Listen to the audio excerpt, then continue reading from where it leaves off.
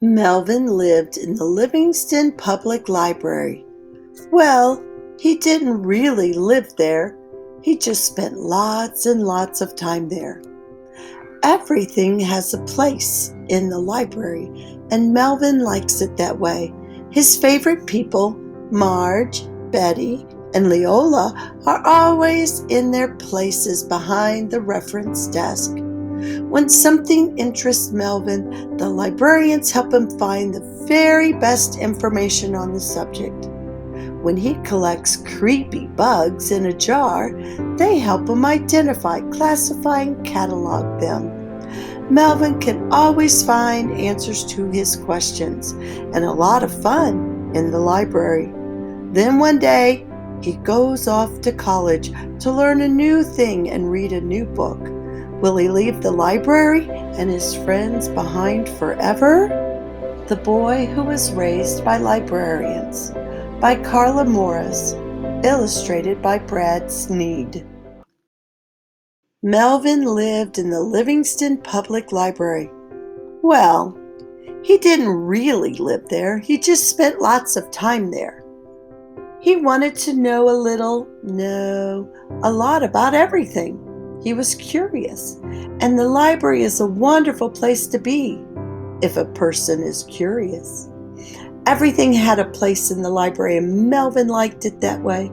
His favorite books were always in their places, lined up on the shelves like soldiers, and his favorite people were always in their places, behind the reference desk. When Melvin was barely tall enough to see over the counter, he started going to the library after school every day. He made sure to stop by the reference desk for a chat with the librarians. They were always happy to see him. "Hi, Melvin," Marge said. "How was school today?" Betty asked. "How's the weather out there?" asked Leola. Melvin loved the librarians.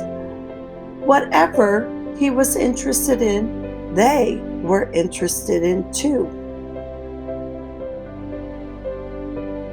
"Where can I find some information about snakes?"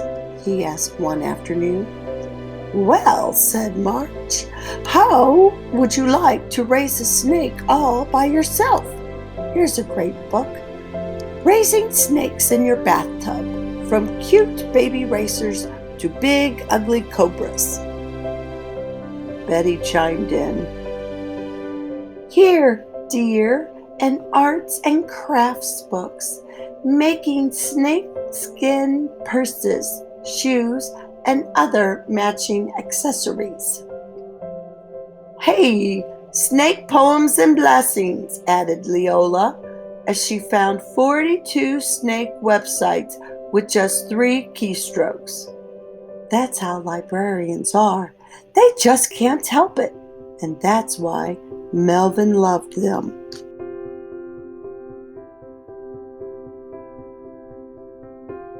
In first grade, Melvin and his class went on a field trip to a real field.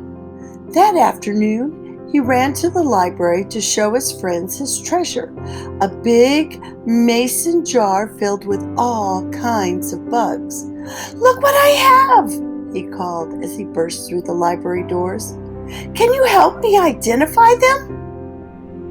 "Melvin! Don't run in the library!" Melvin tripped, and the jar sailed across the room. All 87 specimens of caterpillars, cooties, and creepy crawlies were loose in the Livingston Public Library. Marge, Betty, and Leola quickly organized an emergency rescue squad. The bugs were retrieved, identified, classified, and cataloged within 20 minutes. "How'd you do that so fast?" asked Melvin. "That's how we are," explained Leola. "When we see chaos," began Betty. "We organize and catalog," finished Marge. "It's in our nature."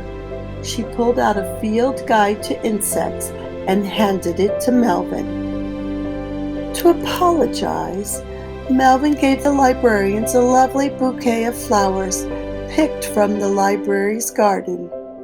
Then he stopped to examine the aquarium next to the circulation desk. "Don't put your hand in the fish tank," Marge warned. But I was wondering," said Melvin, "how many kinds of fish are there in the whole world, and all the lakes and all the rivers and all the seas? And how much does the whole world, with all of the dogs and cats and houses and cars and tractors, weigh?" The librarians were very busy with other patrons, but Leola knew just where to find some answers for Melvin. She sat down at the computer with Melvin, and they found the answers together. She couldn't help it. That's just how librarians are. In second grade, Melvin was cast as the Enormous Eggplant in the school play. He practiced his part with the librarians. "Now say your line again," said Leola as she shelved the new Caldecott Award winners. "Project your voice to the back of the auditorium," said Marge in an alarmingly loud and clear voice. "But be natural," said Betty. "Try to look like you're not acting." She read aloud from Organic Gardening magazine to help him find his motivation. The audience gave the Enormous Eggplant a standing ovation.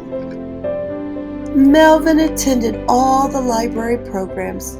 He was always the first person to complete the summer reading program. He loved the after-school specials and the Reader Guides book club and movie nights. He came to all the story hours no matter the hour. But the spend the night in the library party was the best. Betty read the kids a bedtime story. Melvin curled up in his sleeping bag near the encyclopedias, surrounded by thousands of books, and felt rich and happy. In third grade, Melvin started a baseball card collection. He would spread the cards out on a table in the library and organize them into teams, players, and rookies.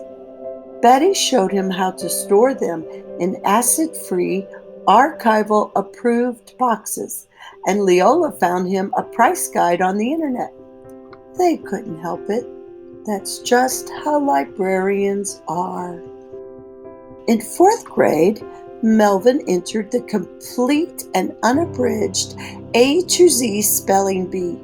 Marge suggested he read the 100th edition of Words to Know every day after school.